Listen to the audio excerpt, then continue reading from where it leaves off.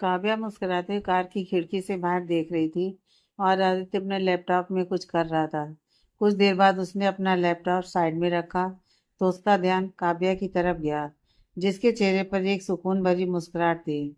खिड़की से आ रही हवा की वजह से उसके बाल उड़कर उसके चेहरे पर आ रहे थे, पर काव्या उन्हें साइड नहीं कर रही थी, बल्कि उन्हें उड़ने दे रही थी। आदित्य भी काव्या के चेहरे को ही देख रहा था। भले ही काव्या के चेहरे पर इस वक्त दाग धब्बे थे, पर काव्या पहले की तरह ही उसे खूबसूरत लग रही थी। काव्या की वह मुस्कुराहट किसी को भी उसका दीवाना बनाने के लिए काफी थी। आदित्य उसे ही देख रहा था जब तक उनकी गाड़ी एक जगह पर जाकर रुक नहीं गई। गाड़ी के रुकते ही आदित्य को एहसास हुआ कि वह काव्या को ही देख रहा है। उसने जल्दी से अपनी नजरें काव्या से हटाकर दूसरी तरफ देखना स्टार्ट कर दिया। काव्या ने पलटकर आदित्य की तरफ देखा तो उसे आदित्य दूसरी तरफ देखता दिखाई दिया। यह देखकर उसने धीमी आवाज में कहा, हम यहाँ पर क्यों आए हैं? आदित्य ने काव्या की तरफ देखकर ऐसे रिएक्ट किया जैसे उसने काव्या की बात ध्यान से सुनी ही ना हो। क्या कहा तुमने काव्या? आदित्य ने कहा। हम यहाँ पर क्यों आए हैं? काव्या की बात पर आदित्य ने कहा, बाहर निकलो, तुम्हें सब पता चल जाएगा। इतना कहकर वह भी गाड़ी का दरवाजा खोलकर गाड़ी से बाहर निकल गया। काव्या ने भी उसकी बात मानी और वह बाहर निकल गई। काव्या ने इस वक्त काफी मोटे कपड़े पहने हुए थे, लेकिन इस वक्त कैलिफोर्निया में ठंड का मौसम था और हल्की हल्की बर्फबारी भी हो रही थी। बाहर निकलते ही काव्या के ऊपर हल्का हल्का बर्फ गिरने लगा, पर वह खुशी से अपनी दोनों बाहें खोलकर मुस्कुरा रही थी। आदित्य भी उसे ही देख रहा था। काव्या इस वक्त बहुत ज्यादा खुश लग रही थी।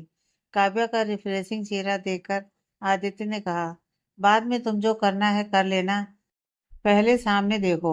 आदित्य की आवाज सुनकर काव्या ने बगल में देखा तो उसे एक बड़ा सा मॉल नजर आया। इसमें इंग्लिश में कुछ लिखा हुआ था।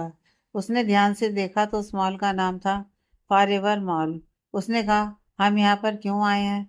काव्या की बात पर आदित्य ने कहा, मॉल में किस लिए आते हैं? शॉपिंग करने के लिए। हम उसके लिए ही आए हैं। आदित्य की बात सुनकर काव्या की आंखें बड़ी बड़ी हो गईं। उसकी बड़ी बड़ी आंखों को देखकर आदित्य ने कहा, बड़ी बड़ी आंखें करके देखने से कुछ नहीं होने वाला, क्योंकि मैं तुमसे नहीं डरने वाला हूँ।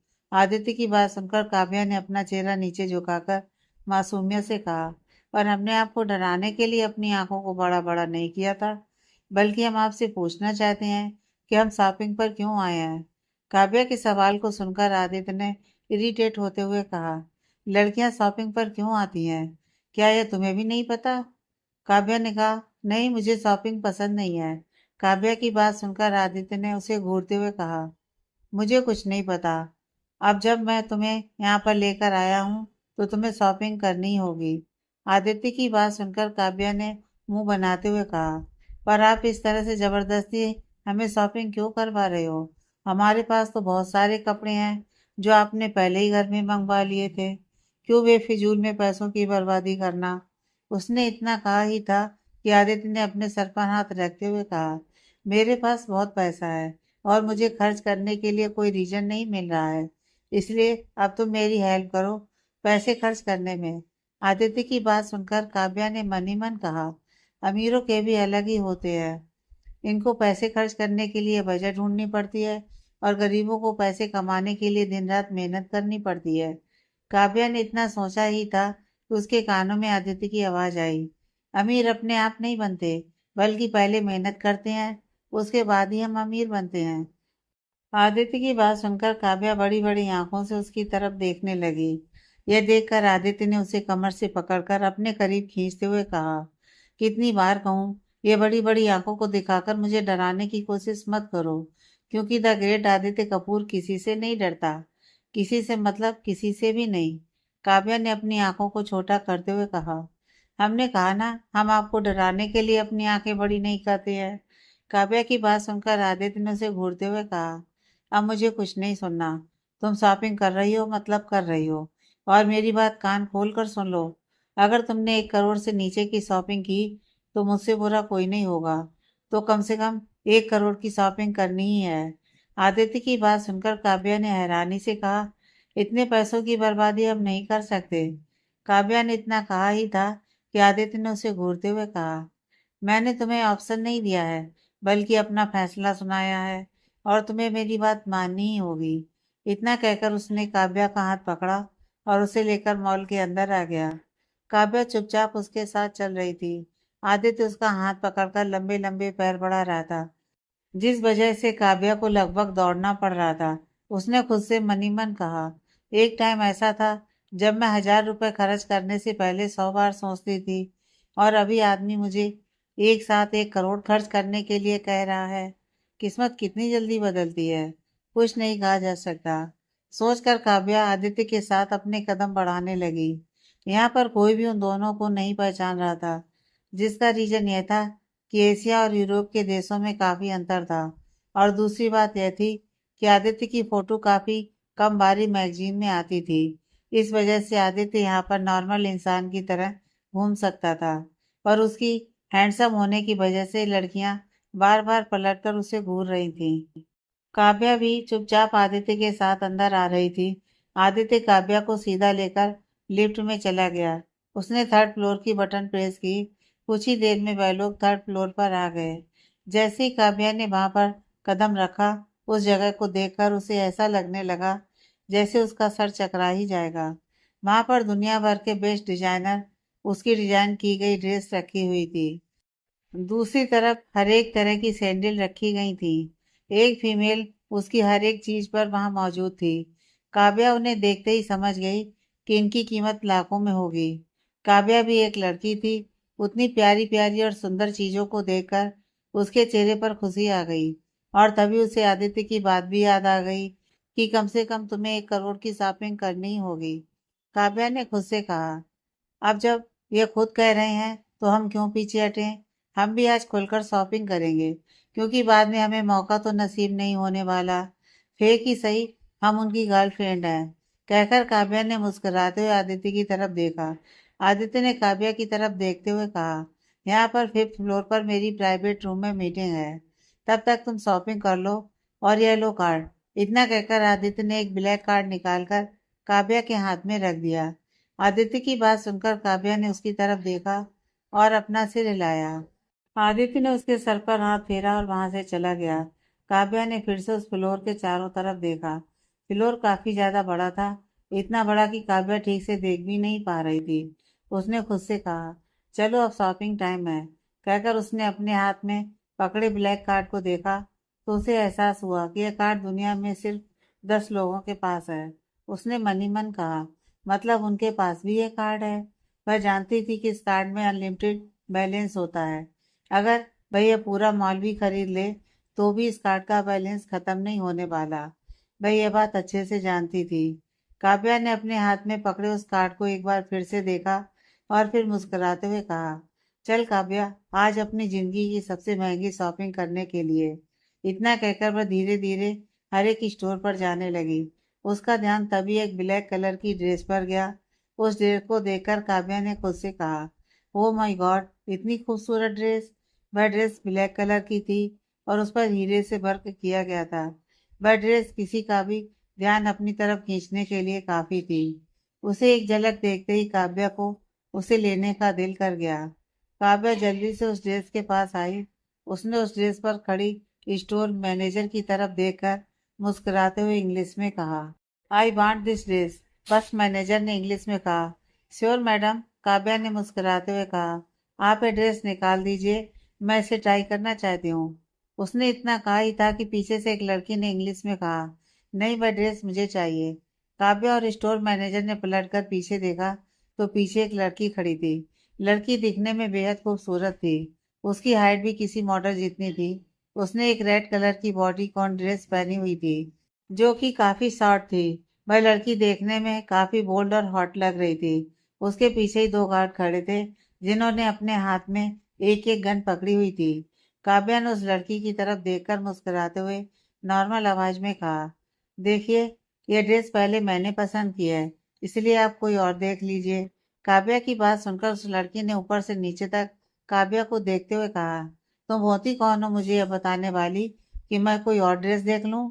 मुझे यह ड्रेस पसंद आई है और मैं यही ड्रेस पहनूंगी। तुम कोई ड्रेस देख लो। उस लड़की की बात सुनकर काव्या ने थोड़े गुस्से से कहा, मैं आपसे तमीज से बात कर रही हूँ। उसका यह मतलब नहीं कि आप मेरे साथ बदतमीजी करेंगी। यह ड्रेस मैंने पहले देखी है और यह ड्रेस मैं ही ट्राई करूंगी। अगर मुझे पसंद नहीं आई तो बाद में आप इसे देख सकती हो। काव्या की बात सुनकर उस लड़की को गुस्सा आने लगा। उसने गुस्से से काव्या को ऊपर से नीचे तक देखते हुए कहा, तुम्हारी औकात भी है इस ड्रेस को देखने की? उस लड़की की बात सुनकर काव्या ने मुस्कुराते हुए कहा, मेरी औकात इस ड्रेस को देखने की है या खरीदने की, ये तो तुम्हें तब पता चलेगा जब मैं इस ड्रेस को खरीद लूंगी। मेरी औकात मुझे तुम्हें बताने की ज़रूरत नहीं है, इसलिए अब मेरा टाइम वेस्ट मत करो, क्योंकि मैं तुम्हारे जैसी लड़की के ऊपर अपना टाइम वेस्ट नहीं करना चाहती हूँ। काव्या की बात सुनकर अब उस लड़की को बहुत ही ज्यादा गुस्सा आने लगा था। उस लड़की ने गुस्से से स्टोर मैनेजर की तरफ देखकर चिल्लाते हुए कहा, इस बदतमीज लड़की को बताओ कि मैं कौन हूँ। लगता है इसे अपनी जिंदगी से प्यार नहीं है, इसलिए मेरे साथ बेफजूल में लड़ाई कर रही है। वह स्टोर मैनेजर डरते डरते उस लड़की की तरफ देख रही थी, क्योंकि वह कोई और नहीं, यूएस की रॉयल फैमिली की प्रिंसेस क्रिस्टीना थी। प्रिंसेस क्रिस्टीना यूएस में काफ़ी फेमस थी, क्योंकि वह एरोगेट होने के साथ साथ बेहद खूबसूरत भी थी। कई सारे रॉयल फैमिली के लड़के उसके साथ शादी करना चाहते थे, पर अब तक उसने हर एक लड़के को रिजेक्ट ही किया था। प्रिंसेस क्रिस्टीना की बातें सुनकर उस स्टोर मैनेजर ने घबराते हुए काव्या की तरफ देखा और कहा, प्लीज मैडम, आप ये ड्रेस उन्हें लेने दीजिए। हमारे पास और भी बहुत सुंदर ड्रेस हैं, आप उनमें से कोई और चूज कर लीजिए। स्टोर मैनेजर की बात सुनकर काव्या ने थोड़े गुस्से से कहा, आपके मॉल में इसी तरह से कस्टमर के साथ भेदभाव किया जाता है? यह ड्रेस को पहले मैंने पसंद किया था, तो फिर आप यह ड्रेस मुझे देने की जगह पर इस लड़की को क्यों देना चाहती हो? काव्या की बात पर स्टोर मैनेजर कुछ कहती उससे पहले ही प्रिंसेस क्रिस्टीना ने मुस्कुराते हुए कहा, क्योंकि उन्हें पता है कि किसकी औकात इस ड्रेस लेने की है और किसकी नहीं। तुम्हें देखकर कोई भी बता सकता है कि तुम बस इस ड्रेस को देख सकती हो, खरीद नहीं सकती, क्योंकि तुम्हारे कपड़ों से ही पता चल रहा है कि तुम किस बैकग्राउंड से बिलोंग करती हो। काव्या ने गुस्से से उस लड़की की तरफ देखा और खुद से कहा, काव्या, तुझे इस बदतमीज लड़की के लिए अपना दिन खराब करने की जरूरत नहीं है। अगर इस बदतमीज लड़की को यह ड्रेस पसंद है तो इसे लेने दे। स्टोर में और भी काफी ड्रेस हैं, तो उनमें से कुछ ले ले। इतना सोचकर काव्या ने गुस्से से उस लड़की की तरफ देखकर मुस्कुराते हुए कहा, कोई बात नहीं, तुम ले लो। वैसे भी बदतमीज लोगों के साथ जवान लड़ाकर मुझे अपना टाइम को वेस्ट करने में कोई इंटरेस्ट नहीं है। इतना कहकर काव्या तेजी से वहां से दूसरे स्टोर पर चली गई। वहीं काव्या की बात सुनकर प्रिंसेस क्रिस्टीना के चेहरे पर गुस्सा नजर आने लगा। उसके साथ कभी कोई इस तरह से बात नहीं करता था, क्योंकि वह रॉयल फैमिली की इकलौती प्रिंसेस थी। हर कोई उसकी रिस्पेक्ट करता था और उससे प्यार से बात करता था, पर इस लड़की ने उसके साथ इस तरह से बात करने की हिमाकत की थी। तभी वह स्टोर मैनेजर ने डरते डरते कहा, मैडम, आप ये ड्रेस ट्राई कर लीजिए। स्टोर मैनेजर की बात सुनकर क्रिस्टीना ने गुस्से से उसकी तरफ देखा और उस ड्रेस को देखकर चिल्लाते हुए कहा, मुझे ये ड्रेस नहीं चाहिए। इतना कहकर वह गुस्से से उस तरफ चली गई जिस तरफ काव्या चली गई थी। इस वक्त काव्या एक स्टोर पर खड़ी होकर एक ड्रेस को देख रही थी। यह ड्रेस पर्पल कलर की बॉडी कॉन्ट्रास्ट थी, जिसकी एक साइड थाई से लेकर नीचे तक कट था। यह ड्रेस भी काफी खूबसूरत लग रही थी। काव्या ने ड्रेस को देखकर मुस्कुराते हुए स्टोर मैनेजर से कहा, मुझे ये ड्रेस चाहिए, मैं इसे ट्राई करना चाहती हूँ। काव्या ने इतना कहा ही था कि पीछे से प्रिंसेस क्रिस्टीना ने कहा, यह ड्रेस मुझे चाहिए।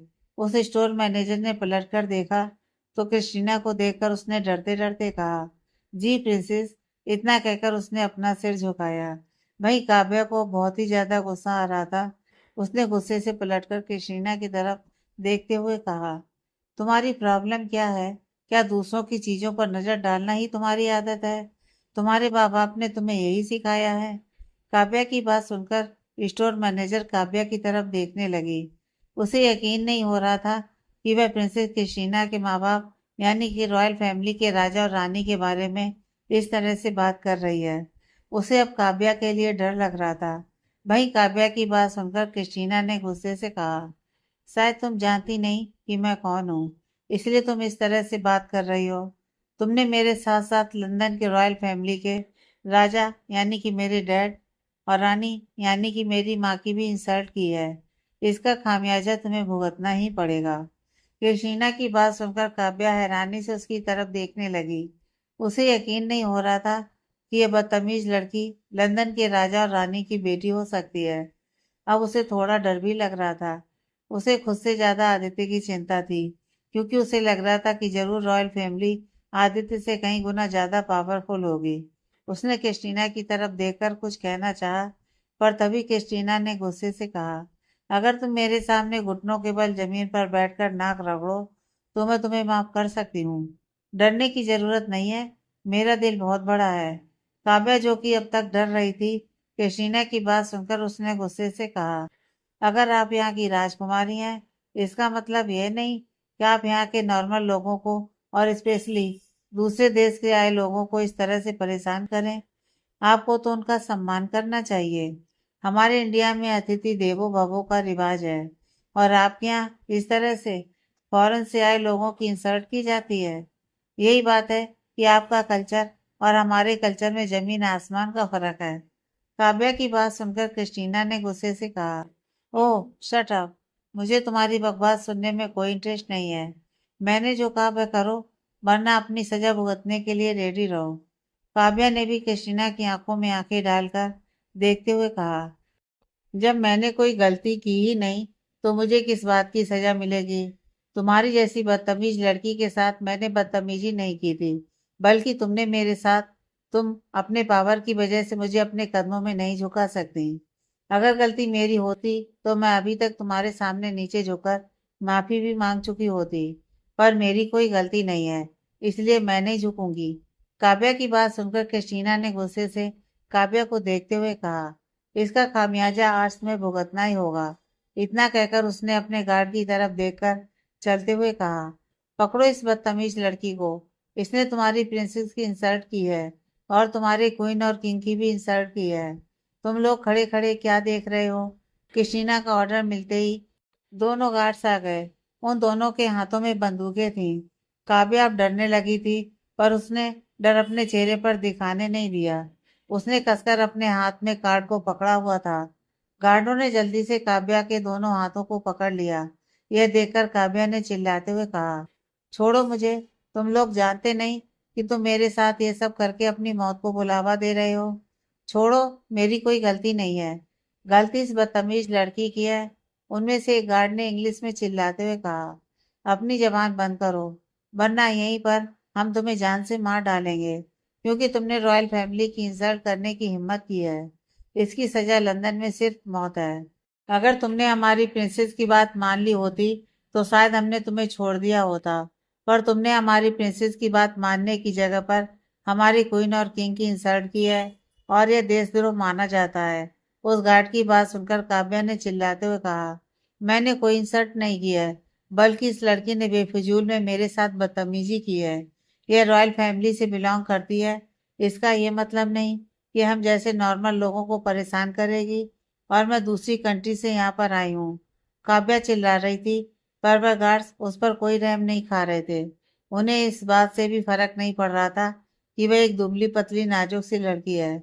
उन्होंने काफी मजबूती से काव्या के हाथ को पकड़ा हुआ था, और अब काव्या को इतना ज्यादा दर्द हो रहा था कि उसकी आंखों से आंसू निकल रहे थे।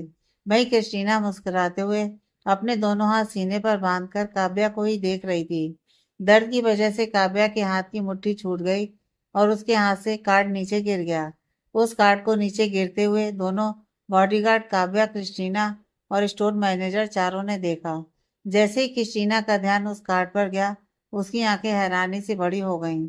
उसने काव्या की तरफ देखा और फिर नीचे झुककर उस कार्ड को उठाते हुए अपने हाथ में घूरते हुए कहा, ब्लैक कार्ड कहाँ से चुराया है?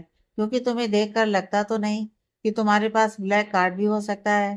क्रिस्टीना की बात सुनकर काव्या ने चिल्लाते हुए कहा, यह मेरा ही है, मुझे वापस करो। काव्या की बात सुनकर क्रिस्टीना ने हंसते हुए कहा, तुम्हारा? तुम्हारे कपड़े देखकर कोई नहीं मानेगा कि तुम्हारे पास ब्लैक कार्ड भी हो सकता है।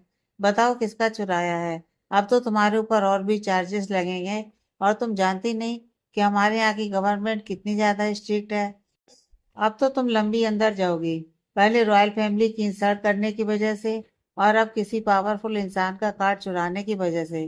काव्या को बहुत ही ज्यादा गुस्सा आ रहा था, क्योंकि उसके हाथ में काफी तेज दर्द हो रहा था।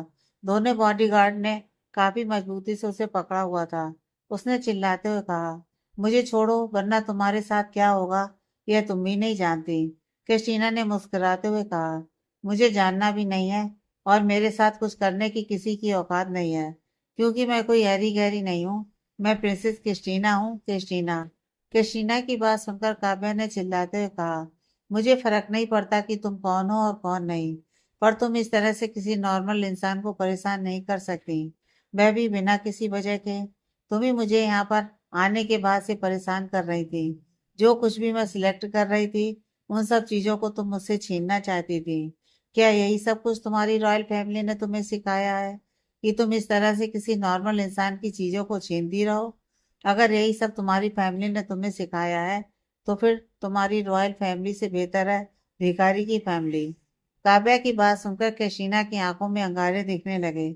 उसने नफरत भरी नजरों से काव्या की तरफ देखते हुए कहा, तुमने अपनी लाइफ की सबसे बड़ी गलती कर दी है। तुमने पहले मेरी इंसल्ट की, बाद में मेरे मॉम डैड की इंसल्ट की, और अब हमारी पूरी फैमिली की इंसल्ट की। इसका नतीजा तुम्हें अपनी जान देकर ही चुकाना होगा, क्योंकि रॉयल फैमिली इस तरह से किसी को आसानी से नहीं छोड़ती, खास करके तब जब वह इंसान इस तरह से हमारी इंसल्ट कर रहा हो। और तुम यह मत समझना कि तुम लड़की हो इसलिए तुम्हें कम सजा होगी। सजा सबके लिए बराबर होती है, चाहे लड़का हो या लड़की। इसलिए अब तुम्हारी उल्टी गिनती शुरू हो चुकी है, कहकर क्रिस्टीना मुस्कुराने लगी। क्रिस्टीना की बात सुनकर काव्या ने गुस्से से कहा, तुम्हारी जैसी बदतमीज लड़की कर ही क्या सकती है? अपने परिवार का सहारा लेने के अलावा तुम्हारी औकात ही क्या है? तुम्हारी खुद की भी कोई पहचान है? अपने परिवार के नाम पर इसी तरह से सबको परेशान करती फिरती हो। अगर रॉयल फैमिली में पैदा ना होती तो तुम्हारी खुद की भी कोई औकात नहीं होती। काव्या की बात सुनकर क्रिस्टीना ने चिल्लाते हुए कहा, अपनी बकवास बंद करो। मुझे ये मत बताओ कि मैं क्या हूँ और क्या नहीं। अब तुम अपने बारे में सोचो, क्योंकि जो कोई भी क्रिस्टीना के जाल में फंस जाता है, उसकी जिंदगी बर्बाद हो जाती है। और अब तुम बर्बादी की तरफ जाने वाली हो। तुम सोच भी नहीं सकती कि अब तुम्हारे साथ क्या क्या होगा। मुझे तो तुम्हारी हालत के बारे में सोचकर ही हंसी आ रही है। कृष्णा की बातें सुनकर काव्या ने भी मुस्कुराते हुए कहा, तुम्हारे जैसी लड़कियां और कर ही क्या सकती हैं? दूसरों को तकलीफ देकर मुस्कुराने वाले खुद अंदर से कमजोर होते हैं, तभी वह दूसरों को तकलीफ देते हैं। जिनके अंदर इंसानियत नहीं होती, वही तुम्हारी जैसी बातें करते हैं, क्योंकि वह खुद को भगवान समझते हैं। तुम बस रॉयल फैमिली की एक बिगड़ी हुई सजादी हो, जो खुद को भगवान समझने लगी हो। पर बहुत जल्दी तुम्हारा यह घमंड टूटेगा, और वह इस तरह से टूटेगा कि तुम्हें संभलने का भी मौका नहीं मिलेगा। काव्या की बातें सुनकर अब कैशीना बुरी तरह से इरिटेट हो चुकी थी। आज से पहले इस तरह से उसके साथ किसी ने भी बात नहीं की थी, पर काव्या थी कि उससे डरने की जगह उसके साथ लगातार बदतमीजी कर रही थी। शायद काव्या समझ चुकी थी कि चाहे वह इस लड़की के साथ कितनी भी अच्छे तरीके से बात क्यों ना करे, यह लड़की उसे परेशान करके ही रहेगी। इसलिए काव्या ने भी सोच लिया कि जब उसे सजा मिलने ही वाली है, तो वह क्यों ना इस बदतमीज लड़की को सबक ही सिखा दे। उन गार्डों की पकड़ भी काव्या के हाथ पर काफी मजबूत हो गई थी। अब काव्या को काफी ज्यादा दर्द हो रहा था, पर वह गार्ड उसे छोड़ने को तैयार नहीं थे। काव्या ने एक बार फिर से कहा, मुझे छोड़ो वरना तुम दोनों बहुत पछताओगे। तुम्हारे पास पछताने का भी मौका नहीं होगा। मैं आखिरी बार कह रही हूँ। काव्या उन दोनों बॉडीगार्ड को वार्निंग दे रही थी, और उन पर काव्या की किसी भी वार्निंग का कोई असर नहीं पड़ रहा था। वह काव्या को देखकर मुस्कुरा रहे थे, जैसे काव्या कोई पागल हो। वह रॉयल गार्ड, जिन्हें किसी चीज का डर नहीं था, उनका काम सिर्फ रॉयल फैमिली का हुक्म मानना था। और इस वक्त उनकी शहजादी ने उन्हें इस लड़की को पकड़ने का हुक्म दिया था, तो इस लड़की की कोई भी बात सुनना उन्हें जरूरी नहीं लगा। काव्या ने कैशीना की तरफ देखकर चिल्लाते हुए कहा, इन लोगों से कहो कि ये मुझे छोड़ दें। शर्म नहीं आती इस तरह से किसी लड़की को अपने गार्ड को पकड़ने के लिए कह रही हो? तुम्हारे खुद के अंदर हिम्मत नहीं है, इसलिए ये सब कर रही हो। कैशीना ने काव्या की बात सुनकर मुस्कुराते हुए कहा, मेरे अंदर कितनी हिम्मत है और कितनी नहीं, मैं तुम्हें अभी बताती हूँ। इतना कहकर क्रिस्टीना एटीट्यूड से चलकर काव्या के सामने आकर खड़ी हो गई। इससे पहले कि काव्या कुछ बोलती, समझती, क्रिस्टीना ने एक झन्नाटेदार थप्पड़ काव्या के गाल पर मार दिया। थप्पड़ इतना जोर था कि काव्या को एक पल के लिए लगा कि उसके कान में आवाज आना ही बंद हो गई हो। उसका गाल बुरी तरह से सूज चुका था और उस पर क्रिस्टीना के हाथों की पांचों उंगलियों के निशान भी छप चुके थे। क्रिस्टीना ने मुस्कुराते हुए कहा, लगता है एक से तुम्हारा काम नहीं होगा। इतना कहकर उसने एक और जोरदार थप्पड़ काव्या के दूसरे गाल पर भी मार दिया। काव्या एक थप्पड़ से ही खुद को संभाल नहीं पाई थी, क्योंकि उसके दोनों हाथ बॉडीगार्ड्स ने पकड़े हुए थे कि क्रिस्टीना ने दूसरा थप्पड़ भी मार दिया। काव्या का पूरा सर चकराने लगा। काव्या पहले से ही काफी ज्यादा कमजोर हो गई थी और क्रिस्टीना ने उसे इतनी जोर से मारा था। काव्या के होठों के कोनों से खून निकल रहा था और उसके दोनों गालों पर उंगलियों के निशान छप चुके थे। इस वक्त उसे देखकर कोई भी उस पर तरस खा सकता था, पर क्रिस्टीना उसे देखकर मुस्कुरा रही थी। क्रिस्टीना ने मुस्कुराते हुए कहा, अब तुम लग रही हो बहुत ही ज्यादा खूबसूरत हो। मुझे तुम्हें देखकर अब सुकून मिल रहा है। बहुत चलती है ना तुम्हारी जबान, तो पहले ही से ही कट पाऊंगी। तुम्हें ऐसी दर्दनाक मौत मिलेगी कि तुम उस दिन के लिए खुद को कोसोगी कि तुमने क्यों प्रिंसेस क्रिस्टीना के साथ पंगा लिया। काव्या अभी भी अपनी आंसू भरी आंखों से गुस्से से क्रिस्टीना को ही घूर रही थी। उसे इतना दर्द हो रहा था कि ना चाहते हुए भी उसकी आंखों से आंसू निकल रहे थे, पर उसने खुद को रोने से रोका हुआ था। उसे सामने खड़ी इस शहजादी पर बहुत ही ज्यादा गुस्सा आ रहा था। भाई कैशीना उसकी हालत देखकर और उसे खुद की तरफ इस तरह से देखता देखकर जोर जोर से हंस रही थी। उसके बॉडीगार्ड भी उसके साथ ही हंस रहे थे। वहीं वहां पर खड़े स्टोर मैनेजर काव्या की हालत देखकर सिवाय तरस खाने के कुछ भी नहीं कर सकते थे। वह जानते थे कि क्रिस्टीना कितनी ज्यादा पावरफुल है, पर उन्हें क्रिस्टीना पर कहीं ना कहीं गुस्सा भी आ रहा था। पर वह सब मजबूर थी। वह चाहकर भी कुछ नहीं कर सकती थी। उनकी इतनी औकात नहीं थी कि वह कैटरीना के सामने कुछ बोल भी सकें। उन्हें काव्या के लिए बहुत ज्यादा डर लग रहा था। कैटरीना ने काव्या की तरफ देखकर मुस्कुराते हुए कहा, अगर तुम लड़का होती तो तुम्हें चौराहे पर फांसी लगा देती, पर तुम एक लड़की हो, इसलिए मैं ऐसा नहीं करवा सकती। पर तुम टेंशन मत लो, तुम्हें पॉपुलर करके ही रहूंगी, क्योंकि तुम्हारी सबसे दर्दनाक मौत होगी, क्योंकि तुमने रॉयल प्रिंसेस को अफोर्ड किया है।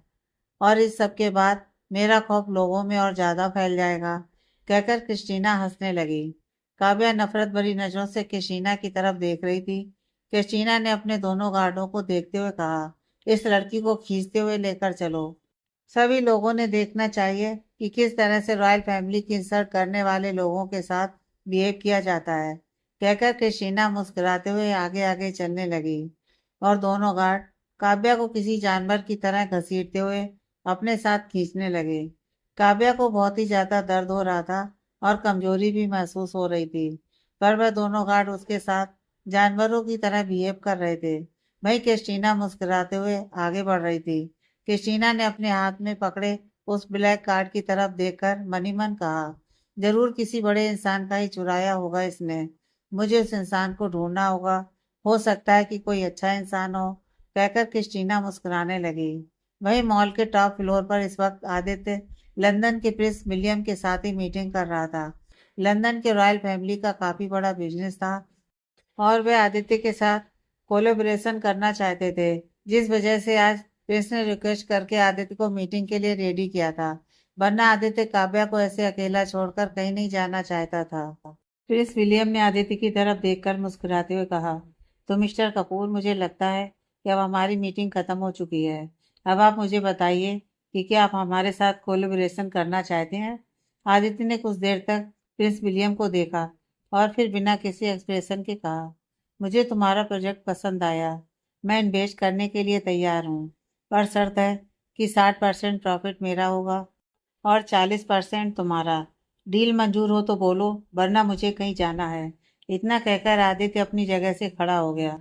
आदित्य की बात सुनकर और उसे खुद के साथ इस तरह से बिहेव करता देखकर प्रिंस विलियम ने गुस्से से अपने हाथ की मुट्ठी बांध ली।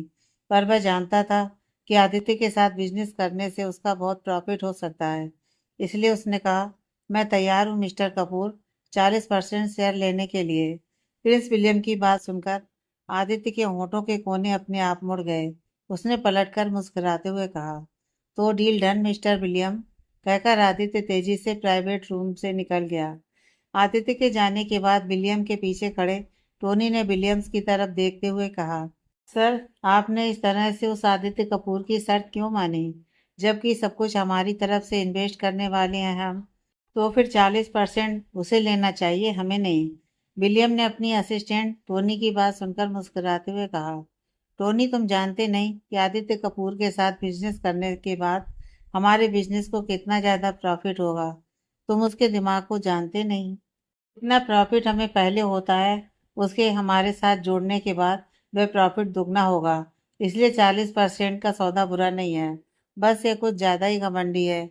आज तक मेरे साथ इतनी बदतमीजी से किसी ने बात नहीं की, पर ये मेरे साथ इस तरह से बिहेव कर रहा था जैसे प्रिंस यह हो मैं नहीं। कहकर भी उसने गुस्से से उस तरफ देखा जिस तरफ आदित्य गया था। विलियम की बात सुनकर टोनी ने कुछ सोचते हुए कहा, ठीक है सर, वैसे कृष्णा मैडम यहीं पर शॉपिंग के लिए आई हुई हैं। विलियम, जो कि शांत नजर आ रहा था, जैसे उसने सुना कि उसकी बहन कृष्णा यहाँ पर शॉपिंग के लिए आई हुई है, उसने गुस्से से कहा, ये बात तुम मुझे अब बता रहे हो?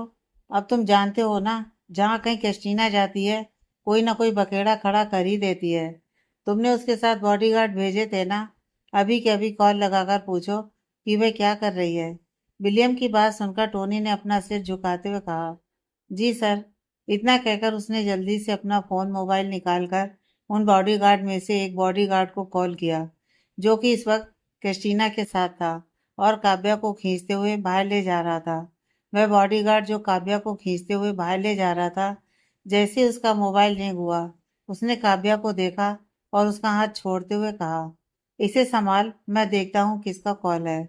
इतना कहकर उसने जल्दी से कॉल देखा तो वहां पर विलियम के असिस्टेंट टोनी का नाम देखकर उस बॉडीगार्ड ने जल्दी से कॉल उठा लिया। दूसरी तरफ से जैसे ही उस बॉडीगार्ड ने कॉल उठाया, विलियम की गुस्से भरी आवाज सुनाई दी, कैशीना इस वक्त क्या कर रही है? विलियम की आवाज सुनकर बॉडीगार्ड एक पल के लिए डर गया। फिर उसने नॉर्मल आवाज में कहा, प्रिंस, यहाँ पर एक लड़की ने मैडम के साथ बदतमीजी की थी, इसलिए हम उसे ही सबक सिखा रहे हैं। विलियम ने जैसे ही ये सुना, उसने गुस्से से कहा, बदतमीजी उस लड़की ने की थी या क्रिस्टीना ने? मुझे सीधा सीधा जवाब चाहिए। विलियम की बात सुनकर बॉडीगार्ड चुप हो गया। वहीं उसे चुप देखकर विलियम ने कहा, मैं तुम्हें 10 सेकंड का टाइम दे रहा हूँ, मुझे बताओ कि क्या गलती क्रिस्टीना की थी। उस बॉडीगार्ड ने जल्दी से कहा, जी सर। उसने इतना कहा ही था कि विलियम ने गुस्से से कहा, जिस लड़की को तुम लोग परेशान कर रहे हो, अगर वह किसी बड़े परिवार से बिलोंग करने वाली लड़की हुई और उस वजह से हमारे बिजनेस पर कोई इफेक्ट पड़ा, तो मुझसे बुरा कोई नहीं होगा। मैं तुम सबको अच्छे से सबक सिखाऊंगा। लास्ट टाइम भी तुमने एक बड़े परिवार की लड़की को इसी तरह से परेशान किया था और हमारे बिजनेस में इतना ज्यादा नुकसान हो गया। विलियम की बात सुनकर उस बॉडीगार्ड ने कुछ नहीं कहा। हमने कहा, क्या उस लड़की को देखकर लग रहा है कि वह किसी बड़े बैकग्राउंड से बिलोंग करने वाली लड़की है? बॉडीगार्ड ने जल्दी से कहा, नहीं सर, बिल्कुल भी नहीं। इस लड़की को देखकर लग रहा है जैसे किसी नॉर्मल परिवार से बिलोंग करने वाली होगी। बॉडीगार्ड की बात सुनकर विलियम ने शांति से कहा, तो ठीक है, अगर उसने क्रिस्टीना को परेशान किया है या फिर उसके साथ किसी भी तरह की बदतमीजी की है, तो उस लड़की को सबक सिखाओ। उसे भी समझ में आना चाहिए कि रॉयल परिवार के साथ पंगा लेने वालों को रॉयल परिवार इतनी आसानी से नहीं छोड़ता है। कहकर विलियम ने कॉल कट कर दिया। विलियम के कॉल कट करते ही टोनी ने कहा, सर, आपने ऐसा क्यों कहा? आप जानते हैं कि क्रिस्टीना मैडम बेफिजूल में लोगों को परेशान करती हैं। टोनी की बातें सुनकर विलियम ने उसे घूरते हुए कहा, वह रॉयल फैमिली की प्रिंसेस हैं, वह अपनी मर्जी से लोगों के साथ बिहेव कर सकती हैं, पर कोई भी ऐरा गैरा मेरी बहन की इंसल्ट नहीं कर सकता। मुझे बस प्रॉब्लम इस बात से है कि कहीं वह किसी बड़े परिवार के किसी इंसान को बेइज्जत ना कर दे, क्योंकि ऑलरेडी उसने कई सारे दुश्मन बना लिए हैं और उसकी वजह से हमारे बिजनेस में इतना ज़्यादा नुकसान हो रहा है। अगर उसने ये सब नहीं किया होता तो आज मुझे आदित्य कपूर को इस तरह से टॉलरेट नहीं करना पड़ता। विलियम की बात सुनकर टोनी चुप हो गया। विलियम मुस्कुराते हुए कहा, पर मैंने सोचा है कि मैं क्रिस्टीना को आदित्य कपूर से मिलवा दूंगा। अगर आदित्य कपूर को क्रिस्टीना पसंद आ गई और उन दोनों की शादी हो गई, तो कोई चाह कर भी हमारा कुछ भी नहीं बिगाड़ पाएगा, क्योंकि आदित्य कपूर जितना पावरफुल है, उतना बिजनेस इंडस्ट्री में फिलहाल कोई भी नहीं है। तो उसकी बात सुनकर टोनी ने कुछ सोचते हुए कहा, पर सर, आप तो जानते हैं ना आदित्य कपूर कितना ज्यादा क्रूअल हार्टेड इंसान है। मैंने तो यह भी सुना है कि इसके अंदर फीलिंग्स नाम की चीज नहीं है। टोनी की बात पर विलियम ने मुस्कुराते हुए कहा, हमें उससे कोई मतलब नहीं है। मुझे यकीन है मेरी बहन के जादू से आदित्य कपूर भी नहीं बच पाएगा। आखिर क्रिस्टीना हमारी प्रिंसेस है और उसके जितनी खूबसूरत लड़की को देखकर कोई भी लड़का कैसे खुद पर कंट्रोल कर सकता है।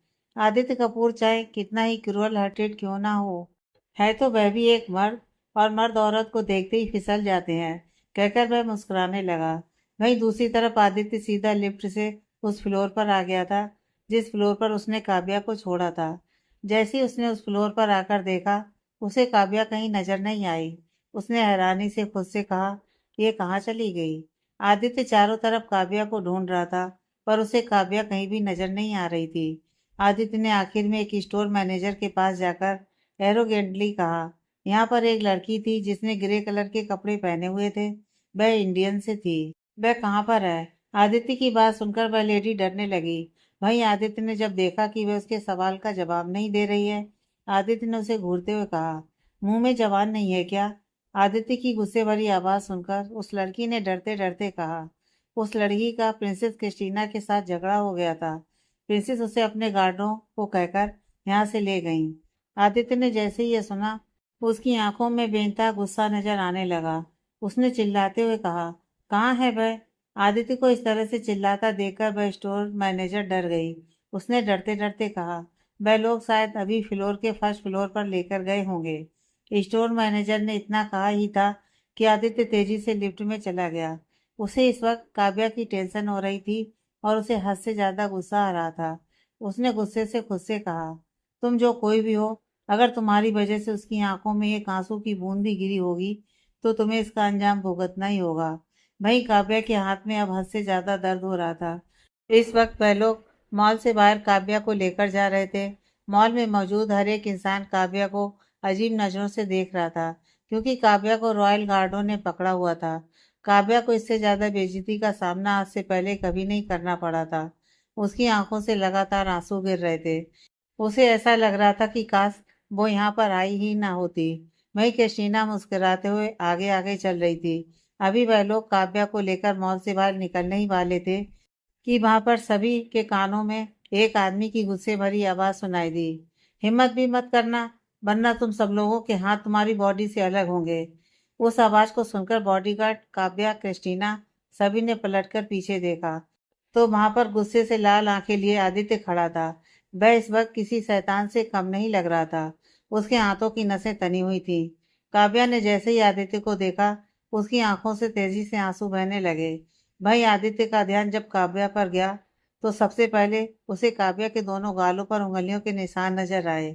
यह देखकर आदित्य का गुस्सा हद से ज्यादा बढ़ गया। वह चिल्लाते हुए काव्या के पास आया। उसने चिल्लाते हुए कहा, किसकी इतनी हिम्मत हुई जिसने आदित्य कपूर की गर्लफ्रेंड को हाथ लगाने की हिम्मत की। लगता है तुम्हारी जिंदगी बस इतनी ही थी। कहते हुए आदित्य गुस्से से काव्या की तरफ आ रहा था। आदित्य को अपनी तरफ आता देखकर काव्या की बची हुई हिम्मत भी टूट गई थी।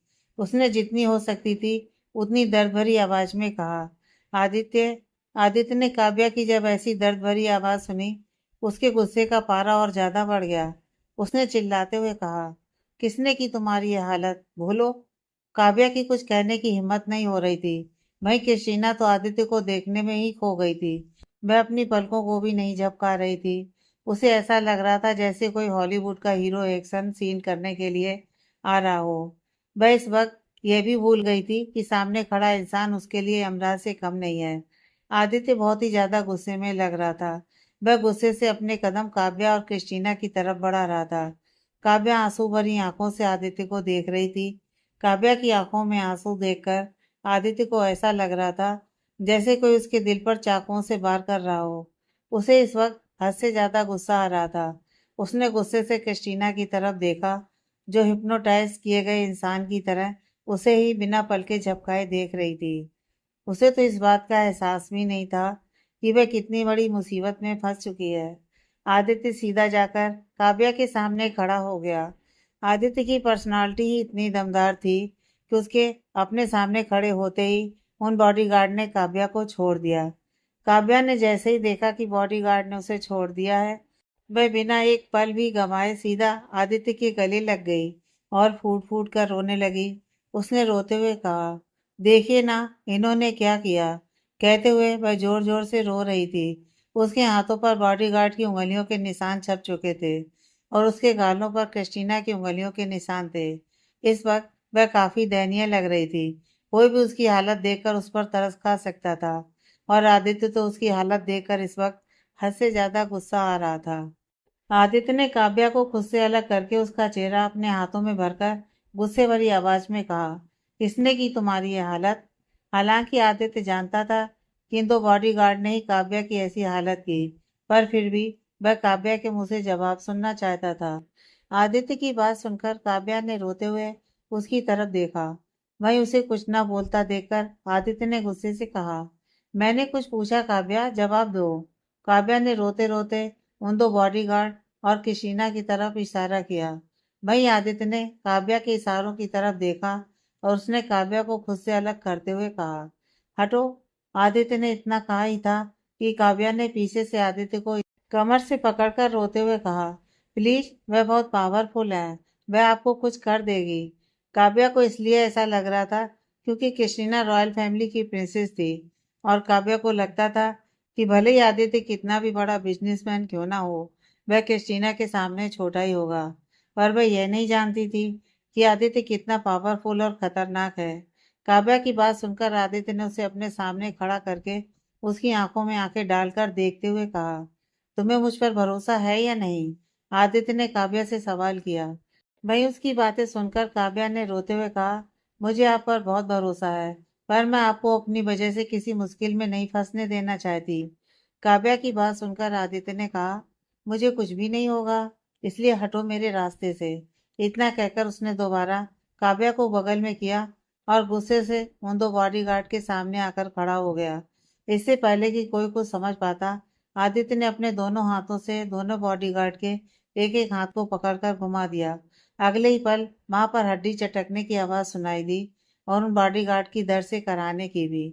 आदित्य ने सिर्फ अपने एक हाथ की मदद से दोनों बॉडीगार्ड के हाथ तोड़ दिए थे। कैस्टीना जो अब तक किसी सपने में गुम होकर आदित्य को देख रही थी, उसके कानों में भी हड्डियां टूटने की आवाज आई, तो वह भी होश में आई। उसने हैरानी से अपने मुंह पर हाथ रख दिया। उसे यकीन नहीं हो रहा था कि उसके बॉडीगार्ड जो इतने ज्यादा पावरफुल थे, कोई इंसान एक हाथ से दोनों बॉडीगार्ड के हाथ तोड़ सकता है। वह हैरानी से आदित्य को देख रही थी, जिसके चेहरे पर हद से ज्यादा गुस्सा नजर आ रहा था। इस वक्त उसका हैंडसम चेहरा गुस्से से लाल हो गया था और ऐसा लग रहा था वह किसी की जान ही लेकर मानेगा। आदित्य ने दोनों बॉडीगार्ड की गर्दन कस के पकड़कर उनकी गर्दन पर दबाव बनाते हुए कहा, तुम दोनों की हिम्मत कैसे हुई आदित्य कपूर की गर्लफ्रेंड को चोट पहुंचाने की। तुम दोनों को शायद अपनी जिंदगी से प्यार नहीं है, इसलिए तुम दोनों ने यह गुस्ताखी करने की हिम्मत की। आदित्य इस तरह से ज्यादा गुस्से में लग रहा था। उसकी पकड़ उन दोनों बॉडीगार्ड की गर्दन पर इतनी टाइट थी कि उन दोनों को सांस लेने में भी दिक्कत हो रही थी। उनके चेहरे सफेद पड़ गए थे और आदित्य को रोकने की हिम्मत किसी में भी नहीं थी, क्योंकि इस वक्त वह किसी शैतान से कम नहीं लग रहा था। काव्या भी आदित्य का एक गुस्से भरा रूप देखकर डर के मारे अपनी जगह पर ही खड़ी थी। वह उसकी तरफ अपने कदम भी नहीं बढ़ा रही थी। वहीं कैशीना ने जब देखा कि आदित्य क्या कर रहा है, उसने गुस्से से चिल्लाते हुए कहा, छोड़ो मेरे बॉडीगार्ड्स को। तुम जानते नहीं कि तुम किसके साथ पंगा ले रहे हो। वह रॉयल फैमिली के गार्ड है और रॉयल फैमिली के गार्ड पर इस तरह से अटैक करने की वजह से तुम्हारे साथ रॉयल फैमिली क्या कर सकती है, यह तुम सोच भी नहीं सकते। इसलिए तुम्हारी भलाई इसी में है कि तुम उन दोनों को छोड़ दो। क्रिस्टीना की आवाज कानों में पड़ते ही आदित्य ने गुस्से से पलटकर पीछे देखा। क्रिस्टीना को देखकर उसने चिल्लाते हुए कहा, अपनी घटिया जबान बंद रखो, वरना यही तुम्हारी कबर खोद दूंगा। आदित्य ने यह बात इतनी ज्यादा गुस्से में कही थी कि क्रिस्टीना की बॉडी अंदर तक कांप गई। उसकी आगे कुछ भी कहने की हिम्मत नहीं हो रही थी। आदित्य ने उन दोनों बॉडीगार्ड को गुस्से से छोड़ते हुए कहा, तुम दोनों को इतनी आसान मौत नहीं मिलेगी। तुम लोगों को तो मैं तड़पा तड़पा कर मारूंगा। इतना कहकर उसने उन दोनों को छोड़ दिया और दोनों जमीन पर गिरकर जोर जोर से खांसने लगे। उनकी हालत हद से ज्यादा खराब हो गई थी। ऐसा लग रहा था कि अगर आदित्य ने थोड़ी देर तक उन दोनों को नहीं छोड़ा होता, तो शायद अब तक दोनों मर चुके होते। भाई क्रिस्टीना को समझ में नहीं आ रहा था कि आखिर ये इंसान इतना ज्यादा गुस्सा क्यों हो रहा है। अभी वह कुछ सोचती या समझती, उससे पहले ही आदित्य गुस्से से उसके सामने आकर खड़ा हो गया। थोड़ी देर पहले जिस क्रिस्टीना को आदित्य ज्यादा हैंडसम लग रहा था, अब उसे ही आदित्य शैतान का दूसरा रूप लग रहा था। उसने कुछ कहना चाहा, तभी उसके गाल पर एक जन्नाटेदार थप्पड़ लगा। यह किसी और ने नहीं बल्कि आदित्य ने मारा था। आदित्य का थप्पड़ इतना जोरदार था कि क्रिस्टीना का पूरा सर चकराने लगा। उसे ऐसा लग रहा था जैसे किसी ने उसके सर पर लोहे की रॉड मार दी हो। उसकी कुछ भी कहने की हिम्मत नहीं हो रही थी। उसने काफी मुश्किल से खुद को संभाला। तभी एक और थप्पड़ उसके दूसरे गाल पर लगा। आदित्य ने उसके दोनों गालों पर थप्पड़ मारा था। आदित्य ने उसकी तरफ उंगली दिखाते हुए कहा, मैं लड़कियों पर हाथ नहीं उठाता, पर तुम्हारी जैसी लड़कियों पर हाथ उठाने में मुझे कोई प्रॉब्लम नहीं है। तुमने मेरी काव्या पर हाथ उठाकर अपनी जिंदगी की सबसे बड़ी गलती कर दी है। और क्या कहा तुमने? रॉयल गार्ड ना? तो सुनो, ना मैं किसी रॉयल फैमिली से डरता हूँ, ना तुम्हारे जैसी बिगड़ी हुई शहजादी से। तुम्हारे पूरे परिवार को अब मैं सबक सिखाकर ही रहूंगा। बहुत घमंड है ना तुझे रॉयल फैमिली की प्रिंसेस होने का। अब देखो तुम्हारी औकात सड़क के भिखारी जैसी ना कर दी तो मेरा नाम भी आदित्य कपूर नहीं। आदित्य ने क्रिस्टीना की आंखों में आंखें डालकर देखते हुए कहा। भाई उसकी बात सुनकर क्रिस्टीना की आंखें हैरानी से बड़ी बड़ी हो गईं। उसे समझ में नहीं आ रहा था कि आखिर ये इंसान है कौन, जो रॉयल फैमिली की प्रिंसेस को इस तरह से धमकी दे रहा है। पर उसने आदित्य से कुछ नहीं कहा, क्योंकि उसे आदित्य को देखकर हद से ज्यादा डर लग रहा था। अभी वह सब सोच ही रही थी कि तभी वहां पर एक और जोरदार आवाज सुनाई दी। क्या हो रहा है यहाँ पर? इस आवाज को सुनकर सभी लोगों ने पलटकर पीछे देखा, तो पीछे रॉयल फैमिली का प्रिंस विलियम खड़ा था, और विलियम के पीछे ही उसका असिस्टेंट टोनी भी खड़ा था। विलियम को देखते ही कैस्टीना की आंखों से तेजी से आंसू बहने लगे। कैस्टीना के गालों पर आदित्य की उंगलियों के निशान छप चुके थे, और उसके गाल सूज चुके थे, क्योंकि आदित्य कोई नॉर्मल इंसान नहीं था, और उसके थप्पड़ भी काफी जोरदार थे। अपने भाई को देखते ही क्रिस्टीना ने जोर जोर से रोते हुए कहा, भाई, इस आदमी ने मुझे थप्पड़ मारा, आप देखिए। वह रोते हुए कह रही थी। विलियम, जो कि अपनी बहन से बहुत प्यार करता था, पर उसकी हरकतों की वजह से हमेशा परेशानी में फंस जाता था, जैसे ही उसने सुना कि किसी ने उसकी बहन को थप्पड़ मारा है, उसके गुस्से का पारा हाई हो गया। उसने चिल्लाते हुए कहा, कौन है जिसने रॉयल फैमिली की प्रिंसेस और विलियम की सिस्टर को थप्पड़ मारने की हिम्मत की? लगता है उस इंसान को अपनी जिंदगी से प्यार नहीं है। विलियम इस वक्त बहुत ही ज्यादा गुस्से में लग रहा था। विलियम ने इतना कहा ही था कि उसके कानों में एक जोरदार आवाज सुनाई दी। मैंने की है तुम्हारी इस बदतमीज बहन को मारने की हिम्मत। मेरा क्या बिगाड़ सकते हो? तो मेरा बिगाड़ कर दिखाओ। इस आवाज को सुनते ही विलियम ने पलट कर देखा, तो उसका ध्यान आदित्य पर गया। आदित्य को देखते ही विलियम की आवाज उसके गले में रह गई। उसे समझ में नहीं आ रहा था कि उसकी बहन और आदित्य के बीच में ऐसा क्या पंगा हो गया कि द ग्रेट आदित्य कपूर ने एक लड़की पर हाथ उठाया। उसे कुछ न कहता देखकर क्रिस्टीना ने रोते हुए कहा, भाई देखिए ना, इस आदमी ने आपकी इकलौती बहन पर हाथ उठाया, ये जानते हुए भी कि मैं रॉयल फैमिली की प्रिंसेस हूँ। इस आवाज को सुनते ही विलियम ने पलट कर देखा, तो उसका ध्यान आदित्य पर गया। आदित्य को देखते ही विलियम की आवाज उसके गले में रह गई। उसे समझ में नहीं आ रहा था कि उसकी बहन और आदित्य के बीच में ऐसा क्या पंगा हो गया कि दी ग्रेट आदित्य कपूर ने लड़की पर हाथ उठाया। उसे कुछ न कहता देखकर क्रिस्टीना ने रोते हुए कहा, भाई देखिए ना, इस आदमी ने आपकी इकलौती बहन पर हाथ उठाया है, यह जानते हुए भी कि मैं रॉयल फैमिली की प्रिंसेस हूँ। भाई देखिए, आप इस आदमी को सबक सिखाइए।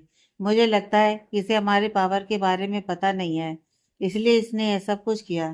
क्रिस्टीना लगातार अपने भाई से कुछ ना कुछ कह रही थी, पर विलियम चुपचाप खड़ा कभी आदित्य को देख रहा था, तो कभी क्रिस्टीना को। उसे आदित्य के चेहरे पर हद से ज्यादा गुस्सा नजर आ रहा था। विलियम को समझ में नहीं आ रहा था कि वह क्या करे, क्योंकि अभी अभी उसके बिजनेस में बहुत लॉस हुआ था, और उस लॉस को रिकवर करने के लिए उसे आदित्य के साथ पार्टनरशिप करने की जरूरत थी। और आज जब फाइनली वह पार्टनरशिप डन हुई, तो उसकी बहन ने यह नया कांड कर दिया था। वह जानता था कि जितनी बदतमीज उसकी बहन है, उस हिसाब से गलती जरूर उसकी बहन की ही होगी। पर क्रिस्टीना उसकी इकलौती और लाडली बहन थी। रॉयल फैमिली ने क्रिस्टीना को काफी नाजों से पाला हुआ था, जिस वजह से क्रिस्टीना हमेशा किसी न किसी मुसीबत में फंस जाती थी और अपने परिवार को भी फंसाती थी, पर फिर भी कोई उसे कुछ नहीं कहता था। शायद यही उनकी सबसे बड़ी गलती थी, जिसका खामियाजा वह लोग अब भुगत रहे थे। वहीं अपने भाई को चुप देखकर क्रिस्टीना ने रोते हुए कहा, भाई कुछ तो कहिए, देखिए ना इस आदमी ने मेरे साथ क्या किया। अभी क्रिस्टीना आके कुछ और कहती, उससे पहले ही विलियम ने गुस्से से कहा, स्टॉप इट क्रिस्टीना, बकवास बंद करो। क्रिस्टीना, जो कि यह सोच रही थी कि अभी उसका भाई इस आदमी को सबक सिखाएगा, जैसे ही उसने अपने भाई के मुंह से यह सुना, वह हैरानी से अपने भाई की तरफ देखने लगी।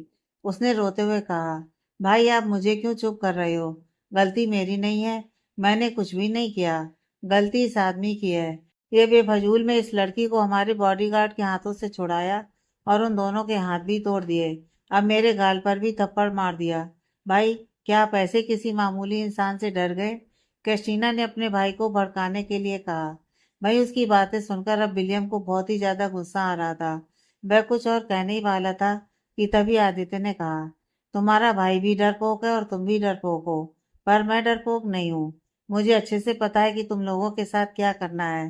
तुमने जो कुछ भी मेरी गर्लफ्रेंड के साथ किया है, उसका खामियाजा सिर्फ तुम्हें नहीं, तुम्हारे पूरे परिवार को भुगतना होगा। अब तुम लोग देखोगे कि जब आदित्य कपूर को गुस्सा आता है, तब वह क्या करता है। कहकर आदित्य गुस्से से आकर विलियम के सामने खड़ा हो गया। विलियम कुछ कहता उससे पहले ही आदित्य ने कहा, मैं तुम्हारे साथ की गई अपनी डील को तोड़ रहा हूँ, मिस्टर विलियम। अब तुम अपनी उल्टी गिनती गिनना शुरू कर दो। बहुत घमंड है ना तुम लोगों को अपने रॉयल स्टेटस पर। तुम्हारे रॉयल स्टेटस को मिट्टी में ना मिलाकर रख दिया तो मेरा नाम भी आदित्य कपूर नहीं। बहुत जल्दी तुम दोनों भाई बहन सड़क पर भीख मांगते हुए नजर आओगे, और तुम्हारी ये बहन जो गरीबों के साथ बदतमीजी करती है, एक दिन उनके पास ही बैठकर भीख मांगेगी। मेरा यह तुमसे वादा है। आदित्य की बात सुनकर अब विलियम को भी गुस्सा आने लगा। उसने भी गुस्से से कहा, मिस्टर आदित्य कपूर, मैं कुछ नहीं कह रहा, इसका मतलब यह नहीं कि आप बदतमीजी करें। मुझे नहीं पता कि यहाँ पर क्या हुआ है और क्या नहीं, और आप बेफजूल में मुझे ये सब सुना रहे हैं। अगर आपको मेरे साथ डील नहीं करनी तो मत कीजिए। मेरे पास भी कई और लोग हैं जो मेरे साथ काम करने के लिए तैयार हैं, पर मैंने आपको चुना था क्योंकि मुझे लगा था कि आप प्रोफेशनल हैं। पर इस तरह से एक झगड़े की वजह से आपने मेरे साथ अपनी डील तोड़ दी। इससे यह साबित होता है कि आप अपने बिजनेस को किस तरह से चलाते हैं। विलियम की बात सुनकर आदित्य ने हंसते हुए कहा, अपनी बातों की जाल में फंसाकर तुम्हें क्या लगता है कि तुम डील वापस ले लोगे? तो सुनो, ना ही तुम्हारे साथ मैं ये डील करूंगा, ना ही कोई और कंपनी। और अब तुम्हें बैंक करप्ट होने से कोई नहीं बचा सकता। अपनी इस बेवकूफ बहन की वजह से बहुत जल्दी सड़क पर आने वाले हो तुम। आदित्य की बात सुनकर विलियम ने शांति भरी आवाज में कहा, मिस्टर कपूर, एक छोटी सी गलत फहमी की वजह से आप हमारे साथ ये सब नहीं कर सकते। मुझे नहीं पता कि मेरी बहन ने क्या किया और क्या नहीं, पर इसमें मेरी और मेरे परिवार वालों की क्या गलती है? विलियम की बात पर आदित्य ने मुस्कुराते हुए कहा, तुम्हारे परिवार की गलती है। तुम्हारे परिवार की यह गलती है कि इतनी बिगड़ी बेटी को वह लोग संभाल नहीं पाए।